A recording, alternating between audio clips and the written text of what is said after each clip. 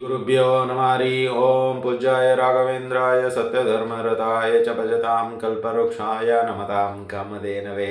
ಸಮಸ್ತ ಶ್ರೀ ಸರಳ ಪರಿಹಾರ ಜ್ಯೋತಿಷಾಲಯ ಸದಸ್ಯರೆಲ್ಲರಿಗೂ ಈ ನಿಮ್ಮ ರಾಘವೇಂದ್ರ ಹರಿತಸ ಗುರುಜಿ ಮಾಡುವ ನಮಸ್ಕಾರಗಳು. ಸೆಪ್ಟೆಂಬರ್ ತಿಂಗಳ ಮಾಸಿಕ ಭವಿಷ್ಯದಲ್ಲಿ ದ್ವಾದಶ ರಾಶಿಗಳಲ್ಲಿ 5ನೇ ರಾಶಿಯಾಗಿರತಕ್ಕಂತಹ ಸಿಂಹ ರಾಶಿಯವರ ಭವಿಷ್ಯ, ಸಿಂಹ ರಾಶಿಯವರಿಗೆ ಸೆಪ್ಟೆಂಬರ್ ತಿಂಗಳಲ್ಲಿ ಅನುಕೂಲತೆ ಏನು, ಅನಾನುಕೂಲತೆ ಏನು ಹಾಗೂ ಪರಿಹಾರಗಳು ಯಾವ ರೀತಿಯಲ್ಲಿರುತ್ತೆ ಎಂಬುದನ್ನು ತಿಳಿದುಕೊಳ್ಳೋಣ. ಇಲ್ಲಿ ಸೆಪ್ಟೆಂಬರ್ ತಿಂಗಳಲ್ಲಿ ಬರ್ತಕ್ಕಂತಹ ಅನಂತ ಪದ್ಮನಾಭ ವ್ರತ ಆಗಿರ್ಬೋದು, ಚಂದ್ರಗ್ರಹಣ ಆಗಿರ್ಬೋದು, ಗ್ರಹಗಳ ನೇರ ಚಲನೆ, ವಕ್ರ ಚಲನೆ, ವಕ್ರಿಯ ಸಂಚಾರ ಹೇಗಾದರೂ ತಿಳ್ಕೊಳ್ಳಿ. ಅದೇ ರೀತಿ ಪಿತೃಪಕ್ಷ, ನವರಾತ್ರಿ, ಈ ಎಲ್ಲ ವಿಷಯಗಳಿಗೆ ಅಥವಾ ಈ ಎಲ್ಲ ಹಬ್ಬ ಹರಿದಿನಗಳ ಒಂದಿಷ್ಟು ಅನುಗುಣವಾಗಿ ಈ ಒಂದು ತಿಂಗಳಲ್ಲಿ ಸಿಂಹರಾಶಿಯವರಿಗೆ ಹೇಗಿದೆ ಎಂಬುದನ್ನು ತಿಳ್ಕೊಳ್ಳೋಣ. ಇಲ್ಲಿ ಮೊದಲನೇದಾಗಿ ಸಿಂಹರಾಶಿಯವರಿಗೆ ಅಂದರೆ ನಿಮಗೆ ಒಂದಿಷ್ಟು ಹುಣ್ಣಿಮೆಯ ನಂತರ ಒಂದಿಷ್ಟು ಅವಕಾಶಗಳು ತುಂಬ ಚೆನ್ನಾಗಿ ಬರುತ್ತೆ. ಅನಂತ ಹುಣ್ಣಿಮೆ ಬರುತ್ತಾ ಇದೆ.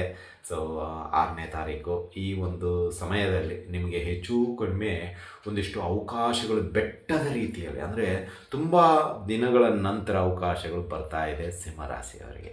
ಅಂದರೆ ಕಳೆದ ತಿಂಗಳು ಈ ಅಷ್ಟಮ ಶನಿ ನಂತರ ಆಗಸ್ಟ್ ತಿಂಗಳಲ್ಲಿ ತುಂಬ ನೋವು ನಲಿವುಗಳು ಇದ್ರೂ ಒಂದಿಷ್ಟು ಚೇತರಿಕೆ ಅಂತ ಕಂಡಿತ್ತು. ಆ ಚೇತರಿಕೆಯ ಒಂದಿಷ್ಟು ಅನುಕೂಲತೆ ಸೆಪ್ಟೆಂಬರ್ ತಿಂಗಳಲ್ಲಿ ನಿಮಗೆ ಇನ್ನೂ ಒಂದು ಸ್ಟೆಪ್ ಮುಂದೆ ಹೋಗುವಂತೆ ಮಾಡ್ತಾ ಇದೆ. ಅಂದರೆ ಜುಲೈನಲ್ಲಿ ಕಷ್ಟಗಳು ವಿಪರೀತ ಆಗಿತ್ತು, ಇಲ್ಲ ಅಂತ ನಾವು ಹೇಳ್ತಾ ಇಲ್ಲ, ಜುಲೈನಲ್ಲಿ ಇತ್ತು. ಆದರೆ ಆಗಸ್ಟ್ ತಿಂಗಳಲ್ಲಿ ಸ್ವಲ್ಪ ಎಲ್ಲೋ ಉಸಿರಾಟಕ್ಕೆ ಅವಕಾಶ ಸಿಕ್ಕಂತಾಗಿತ್ತು. ಅದಕ್ಕೆ ನೀವು ಸರಿಯಾಗಿ ಉಪಯೋಗ ಮಾಡಿಕೊಂಡ್ರೆ ಆ ಕೆಲಸ ಸಿಕ್ಕಿರೋದ್ರಿಂದ ಆಗಿರ್ಬೋದು ಅಥವಾ ನಿಮಗೆ ಆ ಅವಕಾಶ ಸಿಕ್ಕಿರೋದ್ರಿಂದ ಆಗಿರ್ಬೋದು ಒಂದಿಷ್ಟು ಅನುಕೂಲತೆ ನಿಮಗೆ ಕಂಡು ಬಂದಿದ್ದೇ ಆಗಿದೆ ಆಗಸ್ಟ್ ತಿಂಗಳಲ್ಲಿ. ಬಟ್ ಮುಂದುವರೆದ ಭಾಗವಾಗಿ ಸೆಪ್ಟೆಂಬರ್ ತಿಂಗಳಲ್ಲಿ ಈ ಅನಂತ ಹುಣ್ಣಿಮೆ ಕಳೆದ ನಂತರ ನಿಮಗೆ ಅಂದರೆ ಈ ಹೆಚ್ಚು ಕಡಿಮೆ ಅನಂತ ಹುಣ್ಣಿಮೆ ಗ್ರಹಣ ತದನಂತರ ಬರ್ತಕ್ಕಂತಹ ಈ ಪಿತೃಪಕ್ಷದಲ್ಲೇ ನಿಮಗೆ ಅನುಕೂಲತೆ ಕಾಣುತ್ತದಾಗುತ್ತೆ. ಆ ವಿನ ಒಂದು ಆಶೀರ್ವಾದ ಅಂತಲೇ ತಿಳ್ಕೊಳ್ಳಿ. ಈ ಪಿತೃಪಕ್ಷದಲ್ಲಿ ತದನಂತರ ಮಾತೆಯ ಒಂದಿಷ್ಟು ಆಶೀರ್ವಾದ ಹಾಗೂ ಕೆಲವು ಗ್ರಹ ಸ್ಥಿತಿಗಳ ಅನುಗುಣವಾಗಿ ನಿಮಗೆ ಅವಕಾಶಗಳು, ಅಪಾರ್ಚುನಿಟೀಸ್ ಅಂತೀವಲ್ಲ, ಅದು ತುಂಬ ನಿಮಗೆ ಬಂದು ಕೂಡುವಂಥದ್ದಾಗತ್ತೆ. ನಿಮಗೆ ಯಾರು ಉದ್ಯೋಗ ಹುಡುಕ್ತಾ ಇದ್ದೀರೋ ಉದ್ಯೋಗ ಸಿಗುತ್ತೆ. ಯಾರು ವ್ಯಾಪಾರದಲ್ಲಿ ಅಭಿವೃದ್ಧಿ ಆಗಬೇಕು, ಹೆಚ್ಚಿನ ಅಪ್ಗ್ರೇಡ್ ಮಾಡ್ಕೋಬೇಕು, ಅಥವಾ ವ್ಯಾಪಾರದಲ್ಲಿ ನಾವು ಇನ್ನೂ ಒಂದಿಷ್ಟು ಅನುಕೂಲತೆಯನ್ನು ಮಾಡಿಕೊಳ್ಬೇಕು, ಅಥವಾ ಈ ವ್ಯಾಪಾರವನ್ನು ಇನ್ನೊಂದು ಮಟ್ಟಕ್ಕೆ ತೊಗೊಂಡು ಹೋಗಬೇಕು ಅನ್ನೋಂಥವ್ರಿದ್ದರಿಗೆ ತುಂಬ ಅನುಕೂಲತೆ ಇದೆ ಈ ಒಂದು ಹುಣ್ಣಿಮೆ ಕಳೆದ ನಂತರ ಅಥವಾ ಈ ಗ್ರಹಣ ಮುಗಿದ ನಂತರ ಅಂತಲೇ ಹೇಳ್ಬೋದು. ಅಂದರೆ ಹೆಚ್ಚು ಕಡಿಮೆ ನಿಮಗೆ ಈ ಸೆಪ್ಟೆಂಬರ್ ಮೊದಲನೇ ವಾರ ಹೇಗಿರುತ್ತೆ ಅಂದರೆ ಆಗಸ್ಟಲ್ಲಿ ನೀವು ಹೇಗೆ ಕಳೆದಿದ್ದೀರೋ ಅದೇ ರೀತಿ ಇರುತ್ತೆ. ಬಟ್ 2ನೇ ವಾರದ ನಂತರ ನಿಮಗೆ ತಿಂಗಳ ಕೊನೆಯವರೆಗೂ ಸ್ವಲ್ಪ ಈ ಆರ್ಥಿಕವಾಗಿ ಆಗಿರ್ಬೋದು, ನಿಮ್ಮ ಒಂದು ಜಾಬಿಗೆ ಸಂಬಂಧಪಟ್ಟಂಥದ್ದಾಗಿರ್ಬೋದು, ನಿಮ್ಮ ಒಂದು ವ್ಯಾಪಾರಕ್ಕೆ ಸಂಬಂಧಪಟ್ಟಂಥದ್ದಾಗಿರ್ಬೋದು, ಹಾಗೂ ಕೌಟುಂಬಿಕ ವ್ಯವಹಾರಿಕ ಹೇಗಾದರೂ ತಿಳ್ಕೊಳ್ಳಿ ಒಂದಿಷ್ಟು ಅನುಕೂಲತೆ ಖಂಡಿತವಾಗಿ ಸಿಗ್ತಂಥದ್ದಾಗುತ್ತೆ. ಇನ್ನು ನೀವು ನಿಮ್ಮ ಒಂದು ಕುಟುಂಬ ಸದಸ್ಯರೊಡನೆ ಹಬ್ಬದ ರೀತಿಯಲ್ಲಿ ವಾತಾವರಣ ಇರುತ್ತೆ, ಮನೆಯಲ್ಲಿ ಅನ್ಯೋನ್ಯತೆ ಇರುತ್ತೆ, ಹಾಗೂ ನಿಮ್ಮ ಒಂದು ಮಾತಿನ ಗೌರವಕ್ಕೆ ಎಲ್ಲರೂ ತಲೆಬಾಗ್ತಾರೆ ಮನೆಯಲ್ಲಿ, ಆಫೀಸ್ನಲ್ಲಿ ಮತ್ತು ವ್ಯವಹಾರದಲ್ಲಿ, ಅಂದರೆ ವ್ಯಾಪಾರ ಮಾಡತಕ್ಕಂಥ ಸ್ಥಳದಲ್ಲಿ. ಯಾಕೆ ಅಂತ ಹೇಳೋದಾದರೆ ನಿಮ್ಮ ಒಂದು ಕೋಪ ಈ ತಿಂಗಳಲ್ಲಿ ಕಡಿಮೆ ಆಗ್ತಾ ಇದೆ. ಸೊ ನಿಮ್ಮ ಒಂದು ಮಾತಿನ ಶೈಲಿ ಬದಲಾವಣೆ ಆಗ್ತಾ ಇದೆ. ಸೊ ಎಲ್ಲ ಕಡೆ ನಿಮ್ಮ ಒಂದು ಹೊಗಳಿಕೆ, ನಿಮ್ಮ ಒಂದು ಆತ್ಮೀಯತೆ ಎದ್ದು ಕಾಣಿಸ್ತಾ ಇದೆ. ಮತ್ತು ನಿಮ್ಮ ಮುಖದಲ್ಲಿ ಒಂಥರ ಏನೋ ಬದಲಾವಣೆ ಕಾಣಿಸ್ತಾ ಇದೆ. ನಗುಮುಖ, ಚೆಹರೆ, ಮಂದಹಾಸ, ಒಂದು ರೀತಿ ಎಲ್ಲೋ ಕೋಪ, ನಮ್ಮ ಅಪ್ಪಗೆ ತುಂಬ ಕೋಪ ಅಂತ ಇತ್ತು, ಕಡಿಮೆ ಆಗಿದೆ.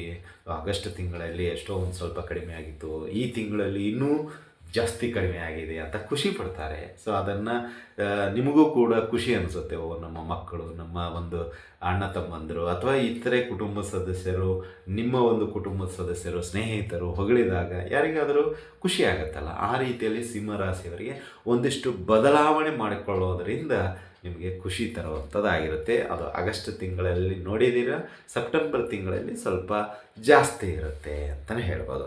ಇನ್ನು ಅದೇ ರೀತಿಯಾಗಿ ಆರ್ಥಿಕವಾಗಿ ನಿಮಗೆ ಈ ತಿಂಗಳು ಸ್ವಲ್ಪ ಚೇತರಿಕೆ ಇದೆ. ಅಂದರೆ ಅಷ್ಟಮ ಶನಿ ನಡೀತಾ ಇದ್ರೂ ನಿಮ್ಗೆ ಆರ್ಥಿಕವಾಗಿ ಸ್ವಲ್ಪ ಚೇತರಿಕೆ ಕಂಡು ಬರ್ತಾ ಇದೆ. ಅದು ಉದ್ಯೋಗದಲ್ಲಿ ಆಗಿರ್ಬೋದು, ಆರ್ಥಿಕವಾಗಿ ನೀವು ಬೇರೆ ಬೇರೆ ಈ ಮೀಡಿಯೇಟರ್ ಟೈಪು ಮಾಡ್ತಾ ಇರ್ತಿರಲ್ಲ, real estate, revenue department, R T O department, ಅಥವಾ ಬೇರೆ ಬೇರೆ ಮಧ್ಯವರ್ತಿಗಳಾಗಿ ಕೆಲಸ ಮಾಡ್ತಾ ಇರ್ತೀರ.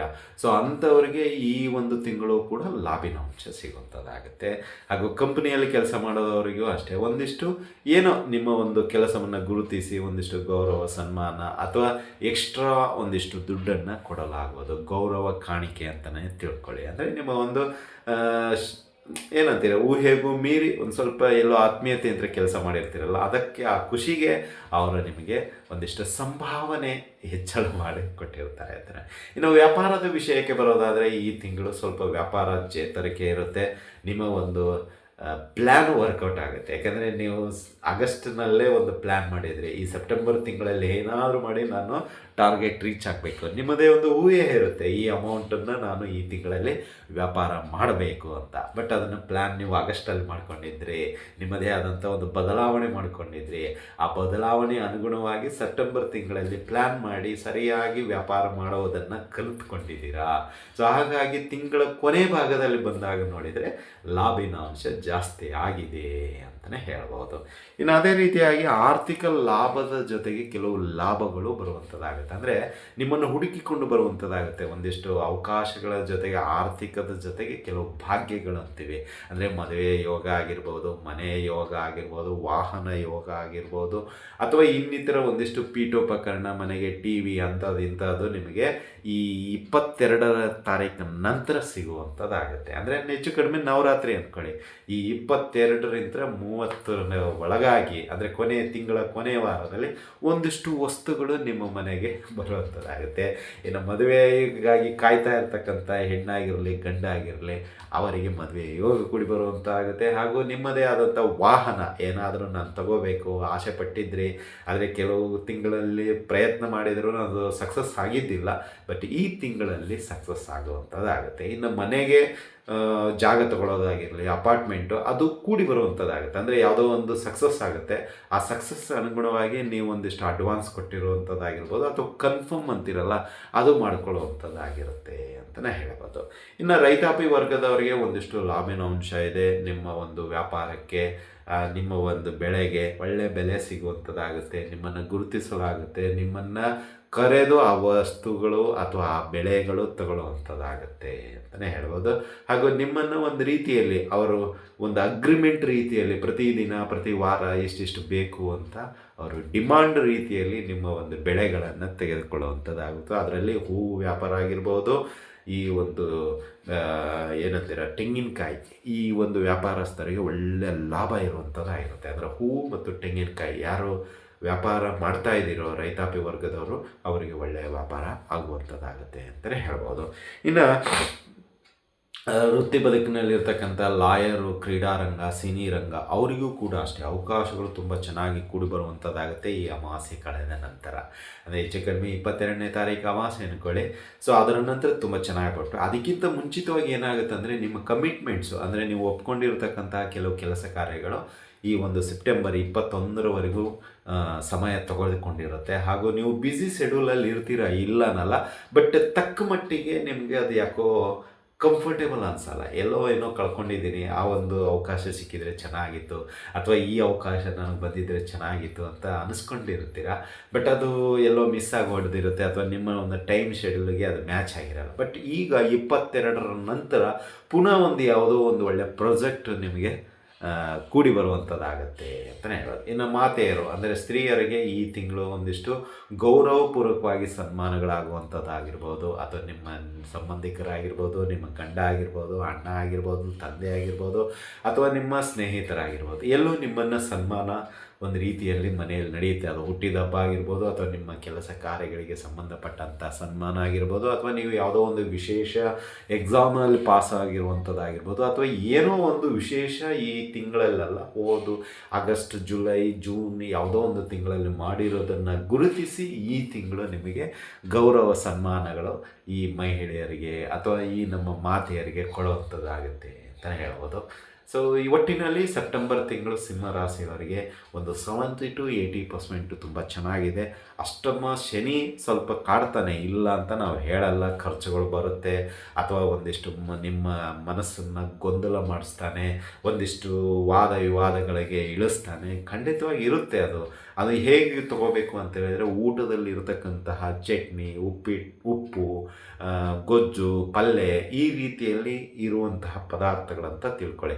ಅದನ್ನೇ ನೀವು ಊಟ ಅಂತ ಸೇವನೆ ಮಾಡಿದ್ದೆ ಅದರಲ್ಲಿ ಕಷ್ಟ ತಪ್ಪಿದ್ದಲ್ಲ. ಏಕೆಂದರೆ ದೇವರು ಅನ್ನ ಕೊಟ್ಟಿದ್ದಾನೆ, ರಸಮ್ ಕೊಟ್ಟಿದ್ದಾನೆ, ಸಾಂಬಾರು ಕೊಟ್ಟಿದ್ದಾನೆ, ಇದು ಊಟ ಅಂತ ತಿಳಿಸಿ ಹೇಳ್ತಾ ಇದ್ದಾನೆ. ಸೊ ನೀವು ಅದನ್ನು ಸ್ವೀಕಾರ ಮಾಡೋದೆ ಚಟ್ನಿಗೆ, ಪಲ್ಯಗೆ, ಕೋಸಂಬರಿಗೆ, ಈ ಒಂದು ಬೇರೆ ಬೇರೆ ಪದಾರ್ಥಗಳಿಗೆ ನೀವು ಜಾಸ್ತಿ ವ್ಯಾಮೋಹಗೊಂಡಿದ್ದೇ ಆದಲ್ಲಿ ಅದು ಸ್ವಲ್ಪ ಕಷ್ಟ ಬಂದೇ ಬರುತ್ತೆ. ಶನಿ ಆ ರೀತಿ ಕಾಣುವುದುಂಟು. ಹಾಗಾಗಿ ಸ್ವಲ್ಪ ಕಷ್ಟಗಳು ಬರುತ್ತೆ, ಇಲ್ಲ ಅಂತ ಹೇಳಲ್ಲ. ಬಟ್ ನೀವು ಫೋಕಸ್ಸು ಪರಿಹಾರಕ್ಕಾಗಿ. ಕಷ್ಟಕ್ಕೆ ಬಂತು ಅಂತ ತಲೆ ಮೇಲೆ ಕೈ ಇಟ್ಕೊಂಡು ಕೂತ್ರೆ ಅದು ಬಗೆಹರಿಯೋದೆಲ್ಲ. ಹಾಗಾಗಿ ಸ್ವಲ್ಪ ಕೋಪ ತಾಪ ಕಡಿಮೆ ಮಾಡ್ಕೊಂಡಿದ್ದೀರಾ, ತುಂಬ ಸಂತೋಷ. ನಮ್ಮ ಮಾತಿಗೆ ಗೌರವ ಕೊಟ್ಟು ನಿಮ್ಮ ಕೋಪನ ಕಡಿಮೆ ಮಾಡ್ಕೊಂಡಿದ್ದೀರಾ. ಯಾಕೆಂದರೆ ಸುಮಾರು ಜನ ಮೆಸೇಜ್ ಹಾಕಿದ್ದೀರಾ, ಸಿಂಹರಾಶಿಗೆ ನಿಮ್ಮಂಗೆ ನಮಗೆ ಯಾರೂ ತಿಳಿಸ್ಕೊಟ್ಟಿದ್ದಿಲ್ಲ, ಕೆಲವೊಂದಿಷ್ಟು ಬದಲಾವಣೆ ನೀವು ಮಾಡಿಸಿದ್ದೀರಾ, ಅದಕ್ಕೆ ನಾವು ನಿಮಗೆ ತಲವಾಗಿ ಶಿರಷ್ಟ ನಮಸ್ಕಾರ ಮಾಡ್ತೀವಿ ಅಂತ ಎಷ್ಟೋ ಜನ ವಾಟ್ಸಪ್ಪಲ್ಲಿ ಮೆಸೇಜ್ ಹಾಕಿದ್ದೀರಾ. ಖಂಡಿತ ನಮ್ಮದು ಏನೂ ಇಲ್ಲ ಇಲ್ಲಿ, ನಿಮ್ಮ ಒಂದು ಪ್ರಯತ್ನ ಇದೆ. ಯಾಕಂದರೆ ಸಿಂಹರಾಶಿಯವರು ಒಬ್ಬರು ಮಾತನ್ನು ಕೇಳುವಂಥವ್ರು ಅಲ್ಲ. ಹಾಗಾಗಿಯೂ ಅದು ಒಂದು ನಮ್ಮ ಒಂದು ಜ್ಯೋತಿಷ್ಯಕ್ಕೆ ನೀವು ಬೆಲೆ ಕೊಟ್ಟಿದ್ದೀರಲ್ಲ, ಅದಕ್ಕೆ ನಾನು ಆಭಾರಿ. ಏಕೆಂದರೆ ನಮ್ಮ ಮಾತಿಗೆ ನೀವು ಗೌರವ ಕೊಟ್ಟು ನಿಮ್ಮ ಕೋಪ ತಾಪ, ನಿಮ್ಮ ಒಂದಿಷ್ಟು ಕೆಟ್ಟ ಪದಗಳನ್ನು ಕಡಿಮೆ ಮಾಡಿದ್ರಲ್ಲ, ಅಷ್ಟೇ ಖುಷಿ ನಮಗೆ. ಸೊ ಇರಲಿ, ಪರಿಹಾರಗಳ ವಿಷಯಕ್ಕೆ ಬರೋದಾದರೆ, ಅಷ್ಟಮ ಶನಿ ಒಂದಿಷ್ಟು ಕಾಡಿದ್ರೂ ಒಂದಿಷ್ಟು ನಿಮಗೆ ಬೇರೆ ಗ್ರಹಗತಿಗಳಿಂದ ಮತ್ತು ಅಮಾವಾಸ್ಯೆ, ಅನಂತನ ಹುಣ್ಣಿಮೆ ಮತ್ತು ನವರಾತ್ರಿಯ ಪ್ರಯುಕ್ತವಾಗಿ ಒಂದಿಷ್ಟು ಶುಭ ಸಮಾಚಾರಗಳು ಸಿಗುವಂಥದ್ದು ಇರೋದರಿಂದ ಈ ಒಂದು ತಿಂಗಳು ಆದಷ್ಟು ಅಮ್ಮನವರ ದೇವಸ್ಥಾನಕ್ಕೆ ಹೋಗಿ ನಮಸ್ಕಾರ ಮಾಡಿ ಬನ್ನಿ. ಸಾಧ್ಯವಾದಷ್ಟು ಪ್ರದಕ್ಷಿಣೆ ಹಾಕಿ, ನಿಮ್ಮ ಮನೆ ಹತ್ತಿರ ಇರುವಂಥದ್ದು ಅಥವಾ ಆಫೀಸ್ನಲ್ಲಿರುವಂಥದ್ದು ಒಂದಿಷ್ಟು ಅಮ್ಮನವರ ದೇವಸ್ಥಾನಕ್ಕೆ ಹೋಗಿ ಬನ್ನಿ, ಒಳ್ಳೆಯದಾಗತ್ತೆ. ಒಂದಿಷ್ಟು ಕುಂಕುಮಾರ್ಚನೆ ಸಾಧ್ಯವಾದರೆ ಮಾಡಿಸಿ, ಆ ಕುಂಕುಮವನ್ನು ನಿತ್ಯ ಧಾರಣೆ ಮಾಡ್ಕೊಂಡು ಹೋಗಿ, ಇನ್ನೂ ಒಂದಿಷ್ಟು ಅಭಿವೃದ್ಧಿ ಆಗುವಂಥದ್ದಾಗುತ್ತೆ. ಅದೇ ರೀತಿ ಶನಿಗೆ ಸಂಬಂಧಪಟ್ಟಂತೆ ಶನಿ ಅಷ್ಟೋತ್ರ ಆಗಿರ್ಬೋದು, ಶನಿ ಮಹಾತ್ಮೆ ಕಥೆ ಆಗಿರ್ಬೋದು, ಅಥವಾ ಶನಿಗೆ ಸಂಬಂಧಪಟ್ಟಿರ್ತಕ್ಕಂಥ ಕರಿ ಎಳ್ಳನ್ನು ದೇವಸ್ಥಾನಕ್ಕೆ ದಾನವಾಗಿ ನೀಡಿ. ಬ್ರಾಹ್ಮಣರು ಯಾರೂ ತಗೊಳ್ಳೋದಿಲ್ಲ, ಕೊಡಲು ಹೋಗಬೇಡಿ, ಮಾನಸಿಕ ಮಾಡ್ಕೋಬೇಡಿ.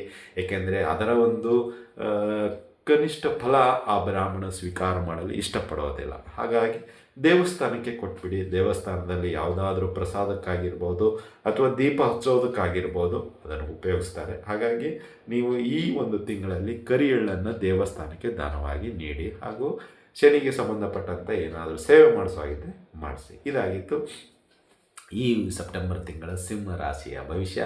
ಈ ಒಂದು ವಿಡಿಯೋ ನಿಮ್ಗೆ ಇಷ್ಟ ಆಗಿದ್ದರೆ ಲೈಕ್ ಮಾಡಿ, ಜಾಸ್ತಿ ಇಷ್ಟ ಆಗಿದ್ದರೆ ಶೇರ್ ಮಾಡಿ, ಹಾಗೂ ನಿಮ್ಮ ಅಭಿಪ್ರಾಯಗಳನ್ನು ಹಂಚಿಕೊಳ್ಳಿ. ಹಾಗೂ ನಮ್ಮ SSB ಜ್ಯೋತಿಷಾಲೆ ಯೂಟ್ಯೂಬ್ ಚಾನಲನ್ನು ಬೆಂಬಲಿಸಿ, ಸಬ್ಸ್ಕ್ರೈಬ್ ಮಾಡಿಕೊಳ್ಳಿ ಅಂತ ಹೇಳ್ತಾ ಇಲ್ಲಿಗೆ ವಿಷಯ ಮುಗಿಸ್ತೇವೆ. ಮುಂದಿನ ರಾಶಿಯೊಂದಿಗೆ ಭೇಟಿಯಾಗೋಣ. ಅಲ್ಲಿವರೆಗೆ ಶುಭಮಸ್ತು, ಶುಭಂ ಭಯಾತ್, ಸರ್ವೇ ಜನಃ ಸುಖಿನೋ ಭವಂತು.